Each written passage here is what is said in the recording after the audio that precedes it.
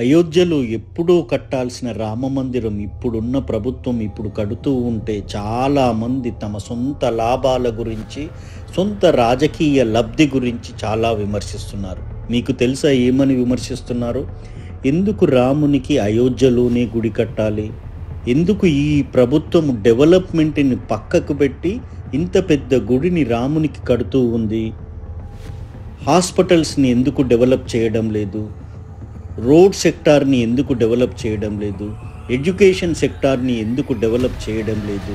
ఇవన్నీ పట్టించుకోకుండా రామునికి ఇంత పెద్ద మందిరం ఇప్పుడు కట్టాల్సిన అవసరం ఉందా అని చాలా విమర్శిస్తున్నారు.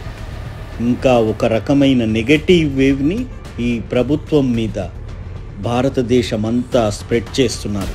అసలు వీళ్ళు ఎవరు, ఎందుకు విమర్శిస్తున్నారు అని లోతుగా పరిశీలిస్తే మనందరికీ అర్థమయ్యేది ఏంటి అంటే, వీరికి భారతదేశ అభివృద్ధి అవసరం లేదు, వారికి వారి రాజకీయ లబ్ధి మాత్రమే అవసరం.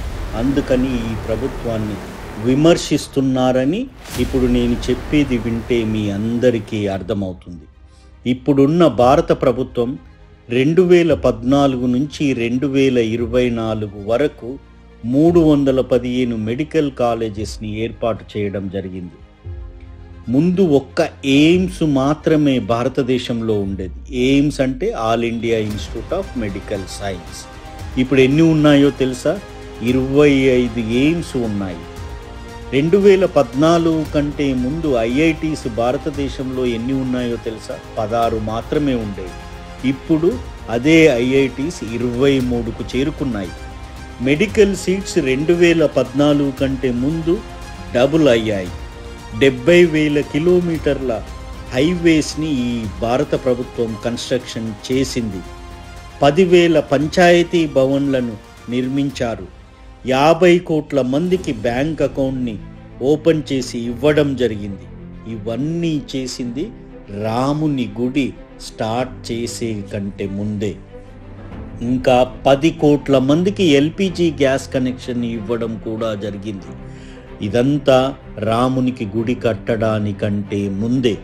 4 కోట్ల మందికి పక్కా ఇల్లు కూడా ఇవ్వడం జరిగింది. మన దేశంలోని అక్షరాస్యత 2014 కంటే ముందు 69% ఉండేది. ఇప్పుడు అదే అక్షరాస్యతని 79% వరకు తీసుకురాగలిగారు. 2014 కంటే ముందు మన భారతదేశంలో పవర్ని ఉత్పత్తి చేసే సామర్థ్యము 245 గిగావాట్స్. అదే ఇప్పుడు మన భారతదేశంలో ఉన్న పవర్ ఉత్పత్తి సామర్థ్యం ఎంతో తెలుసా? 426 గిగావాట్స్. 245 నుంచి 426 వరకు తీసుకురావడం జరిగింది. అంటే పవర్ని ఉత్పత్తి చేసే సామర్థ్యం ఆల్మోస్ట్ ఇప్పుడున్న భారతదేశ ప్రభుత్వం డబల్ చేయడం జరిగింది. ఇలా ప్రతి రంగంలో రామమందిరం కట్టే కంటే ముందే అభివృద్ధిని కూడా చేసి చూపించారు. రామునికి గుడి కట్టడం అనేది అభివృద్ధిని పక్కకు పెట్టి చేయడం లే.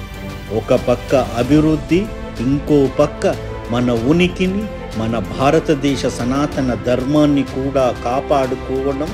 ఇలాంటి మందిరాల నిర్మాణం జరగాలి. అంతేకాని ఓన్లీ గుళ్ళు కట్టడం లేదు. మీరు పైన చెప్పినవన్నీ వింటే మీకే ఈ ప్రభుత్వం ఎంత అభివృద్ధి చేసిందో అర్థమవుతుంది. ఇంకొంతమంది అయోధ్యలోనే ఎందుకు కట్టాలి అనే వెర్రి ప్రశ్న.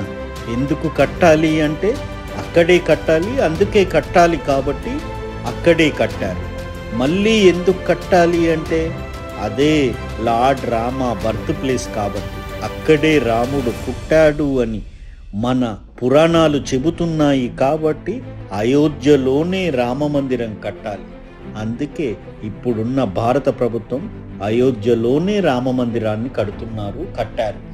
మనందరికీ temples, schools, roads, colleges, hospitals ఇలా పూర్తి అభివృద్ధి కావాలి. అదే ఇప్పుడున్న భారత ప్రభుత్వం చేస్తుంది. దీన్ని రాజకీయం చేయకండి. రాజకీయం చేయకుండా రామరాజ్యం వైపు పయనిద్దాం. ఇప్పుడున్న భారత ప్రభుత్వం మనందరినీ రామరాజ్యం వైపు తీసుకెళ్లడానికి కృషి చేస్తుంది. దానికి స్వాగతం పలుకుదాం, అభివృద్ధిని ఆహ్వానిద్దాం. జై హింద్.